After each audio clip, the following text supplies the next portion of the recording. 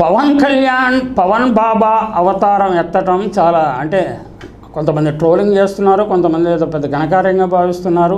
పవన్ కళ్యాణ్ ఎక్కడ నుంచి చేగుబైరా నుంచి సనాతన ధర్మం వరకు ఎట్లా పరివర్తన చెందాడు, అలాగే ఆయన వేషభాషల్లో ఎంత పరివర్తన వచ్చింది, ఎప్పటికయ్యేది ప్రస్తుతం అన్నట్లు అప్పటికి వేషభాషలు మార్చేయటము, ప్రవర్తన మార్చేయటము, మాటలు మార్చేయటము ఆయనకు అలవాటైపోయింది. ఆయన ప్రజలు సీరియస్గా తీసుకుంటున్నారో లేదో మనకు తెలియదు.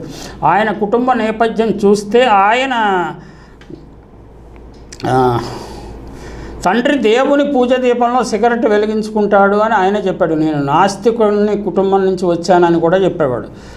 అన్న నాగబాబు ఏమో దేవుడు లేడు అంత నాన్ సెన్స్ అంటాడు. ఆ కాన్సెప్ట్ ఆయన అంగీకరించాడు. అది ఆయన ఇప్పుడు పవన్ కళ్యాణ్ తండ్రిని కానీ పవన్ కళ్యాణ్ సోదరుని కానీ మనం తప్పుపట్టలేదు. అది వారి కాన్సెప్ట్, వారి నమ్మకం.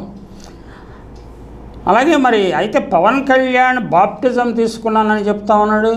ఒకసారి ఆయన మిత్రుడు ఎవరో బాప్టిజైజ్ చేశారంటే క్రిస్టియన్ సమావేశానికి వెళ్ళి నేను బాప్టైజ్ చేశాను, లేకపోతే ముస్లింల సమావేశానికి వెళ్ళి నేను ఏదో తిన్నాను, ఇలాగ మాటలు మాట్లాడేస్తుంటాడు. అలాగే పవన్ కళ్యాణ్ భార్య ఉండగానే వేరే అమ్మాయితో పిల్లల్ని కూడా కన్నాడు. ఇటువంటి వ్యక్తి సనాతన ధర్మాన్ని రక్షించగలుగుతాడా అంటే ఒకసారి మనుస్మృతులు, పరాశర స్మృతులు ఇవన్నీ చదివితే అర్థమవుతుంది. అంటే పవన్ కళ్యాణ్ లాంటి బ్యాచ్ అప్పుడు కూడా ఆ రోజుల్లో కూడా ఉండేవారు. వారికి ఎటువంటి ప్రాయశ్చిత్తం ఇవ్వాలి అంటే ఏదో ఒక శిక్ష అయితే ఉంది. గాడిద ఎక్కించి ఊరేగించాలని కూడా ఒక స్మృతిలో రాశారు. అది అప్రస్తుతం అనుకోండి, ఊరికే నాకు గుర్తుకొచ్చింది కాబట్టి చెప్తున్నాను. అమావాస్య రోజు తిక్కరేగినప్పుడు హిందూ నాయకులు హిందువులే మతాలు రెచ్చగొట్టావు అని కూడా విమర్శించాడు. అసలు మత కలహాలకి, మతాల మధ్య విభేదాలను రెచ్చగొట్టడానికి హిందూ నాయకులే కారణమని కూడా పలుమార్లు అన్నాడు.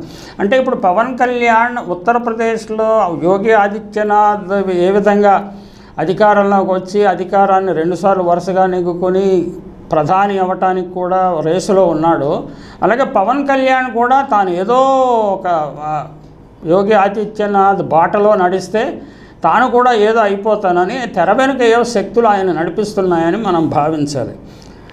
ఒకప్పుడేమో నాకు కులం లేదు, మతం లేదు అంటాడు పవన్ కళ్యాణ్. పాచిపోయిన లడ్డు అని తిరుపతి లడ్డూల గురించి కూడా మాట్లాడాడు. ఏంటంటే బీజేపీ వాళ్ళు ఏదో చేసిన వాగ్దానాలు అమలు చేయకుండా రాష్ట్ర ప్రభుత్వానికి ఇచ్చిన చిన్న కన్సెషన్లు చూసి పాచిపోయే లడ్డూలు అన్నాడు.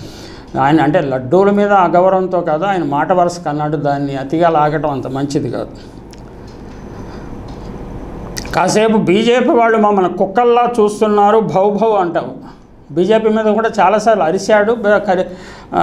నిజంగా కరుస్తాడా అన్న అనుమానం జనంలో సృష్టించాడు. కానీ మురిగే కుక్క కరవదని మరోసారి నిరూపించాడు.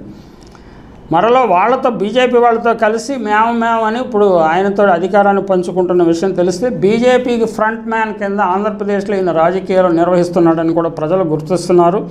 కాసేపు బాబు పెద్ద దొంగ అంటావు, తర్వాత నా మనసు దోచిన వెన్న దొంగ అంటావు. ఎవరి కోసమో ఇంత దిగజారి ఊడిగం చేయాలో త్వరలో నీవేంటో అర్థం చేసుకొని మీ వాళ్ళే నిన్ను చూసి నవ్వుకుంటారని ఆయన ప్రత్యర్థులు విమర్శిస్తున్నారు.